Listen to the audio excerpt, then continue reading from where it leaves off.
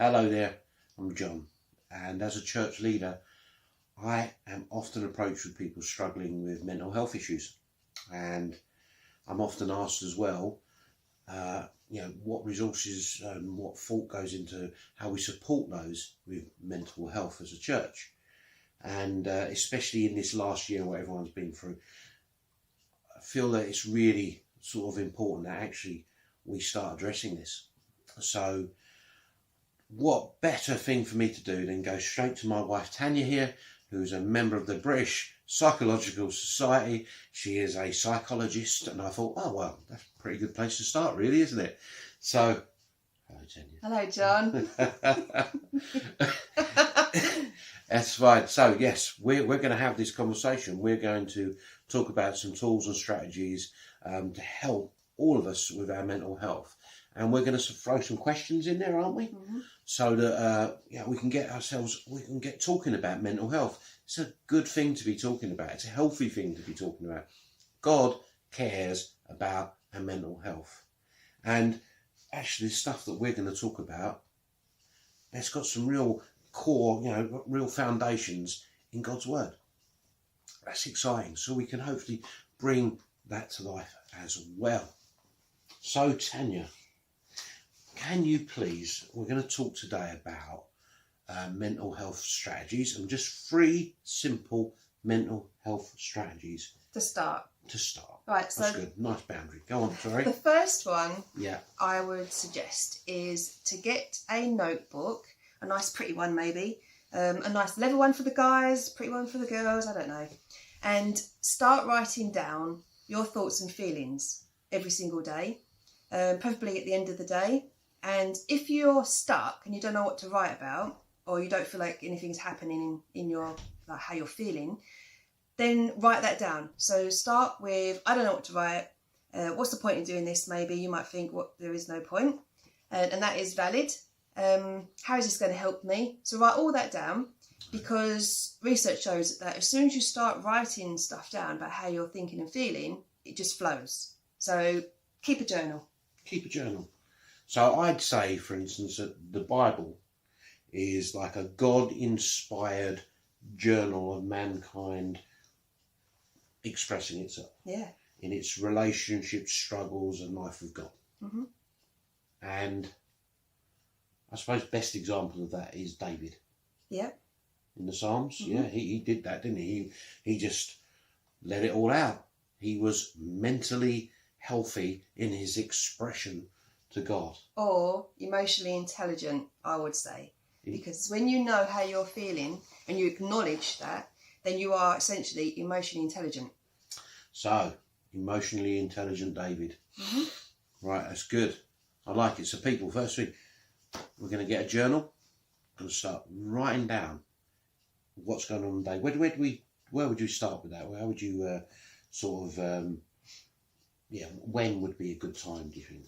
Well, I said usually at the end of the day, but it depends, because I come alive and more creative in the evening, but some people function better in the morning. Yeah. And so if you were going to do it in the morning, there's something that I call morning pages. So, you could call it journaling or morning pages. And just when you wake up, just write down how you're thinking and feeling straight away. Right, okay. That's good. That's good. Thank you. So, strategy number 2? Okay, so the next thing is to look after your body. And that, we probably have heard this loads of times, that exercise is good for us.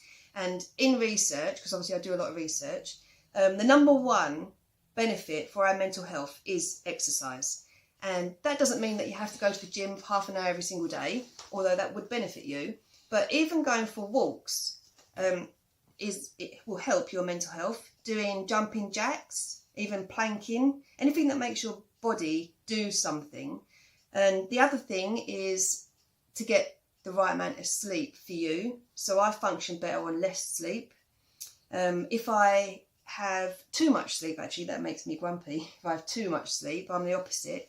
And also what you're eating. So if you're eating rubbish all the time, then that's going to affect you as well. So it's a bit like putting petrol in a diesel car, it won't function properly, and our bodies are the same. So if you're not feeding your body with the right things, if you're not resting properly, and if you're watching things that's feeding you with negativity, these are all going to be detrimental to your physical self.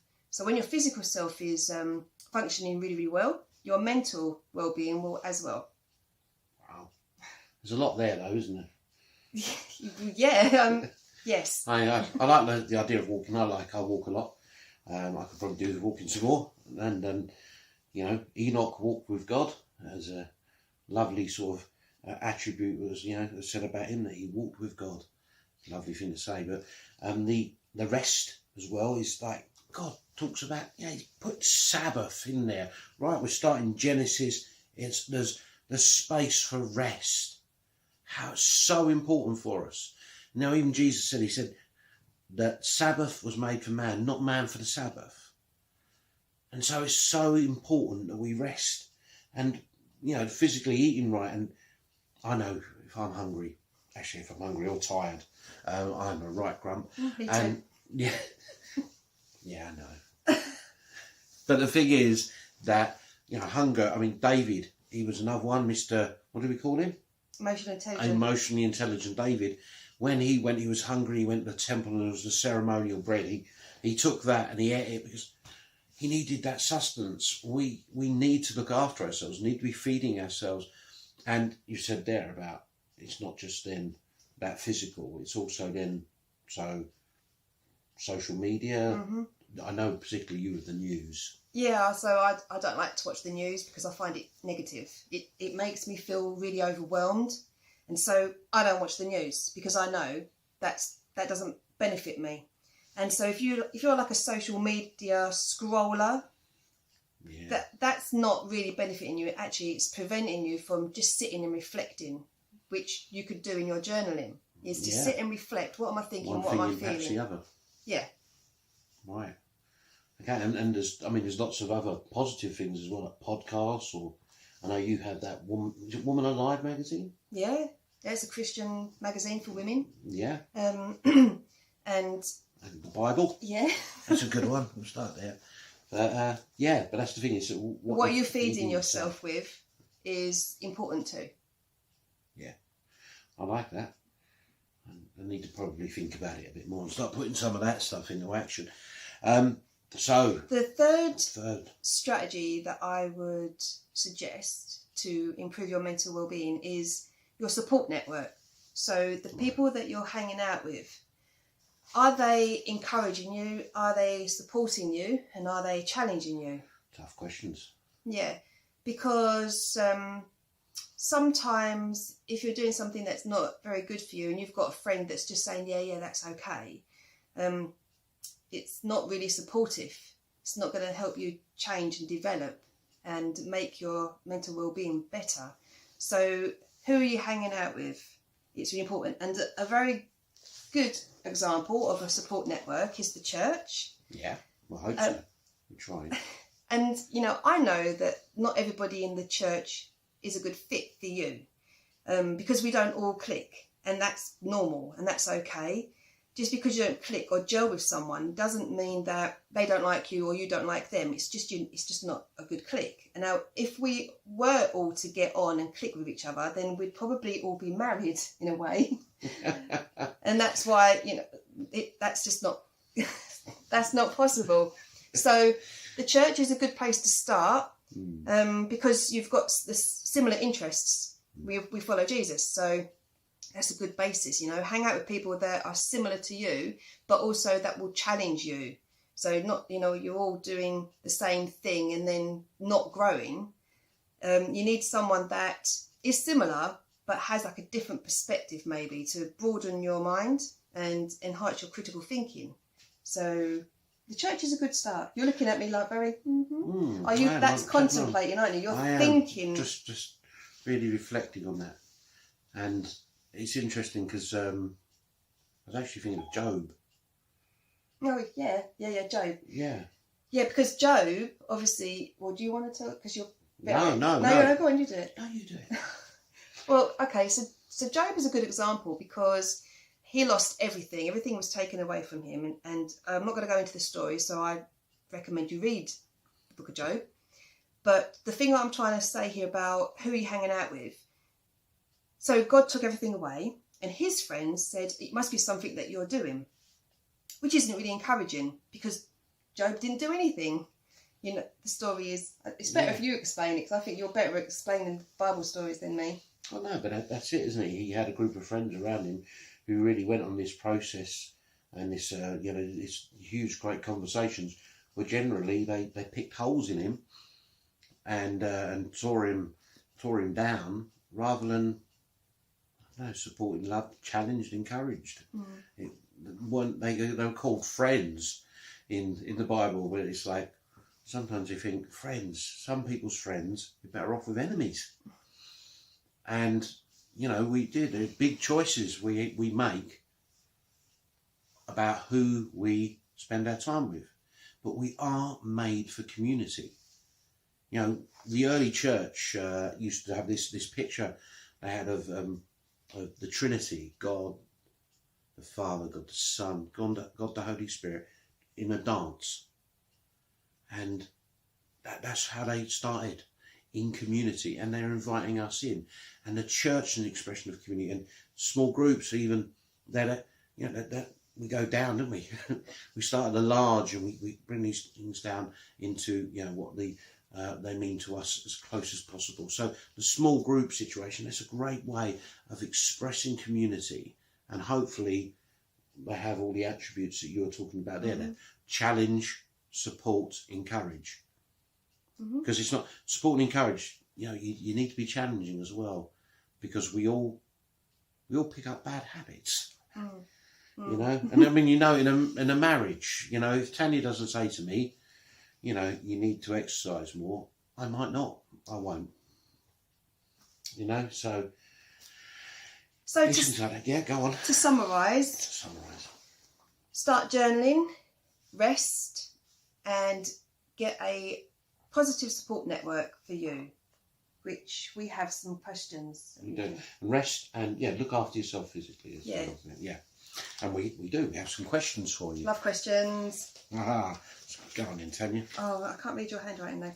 Okay, so first question for you to discuss is, what might stop you from journaling? Good. And the second question is, what would or does rest look like for you? And also, how do you know that you've rested, or how do you know you're resting? And then we talk about that social network. Honestly, who do you feel that could challenge you, support you, and encourage you? And then what might stop you from reaching out to someone? There's more. How are you each supporting each other? Now, this is a bit of a moment to explain something. Tanya talks about something quite often. We're talking when I'm doing group work, and someone's appearing to be really upset and getting quite emotional, other people in the group want to do what I call rescuing. They want to rescue that person because it's triggered something in them. So, for instance, if John started getting upset, I might want to, something stirred in me, and I think, I'm going to try and help him because I'm uncomfortable with his upset. So I'll say, what you could do is, or whatever. Try not to do that. Let that person just sit with their emotions and their thoughts and their feelings, because what happens is there could be a hidden hurt that needs to come out. And when you're rescuing someone, you're preventing that from happening. So it just perpetuates that feeling that they're experiencing in that moment. So try not to rescue people in your group if they seem to be getting emotional. Because the thing is, what we're talking about health as well, we're talking about healing. And part of that healing quite often is emotion coming out of someone and then going through that process. And that can be awkward. I mean, some of us just get awkward because somebody's upset. And it's like, come on, we've got to be able to let each other go through this so that we can grow. And so that person as well, can get healed through that. Mm-hmm. So, in relation to that, just two last questions here. If you don't feel supported, are you expressing that? And if not, why not? And lastly, how, and this is the challenge for all of us, we all ask whichever group we're in, is how are we each reaching out to each other? And they're meant to be challenging questions, they're meant to provoke a conversation. But this is a journey that we're all on here, that we are hopefully going to encourage greater mental health within our community. And improved emotional intelligence in ourselves. Just like David. Thanks for your time.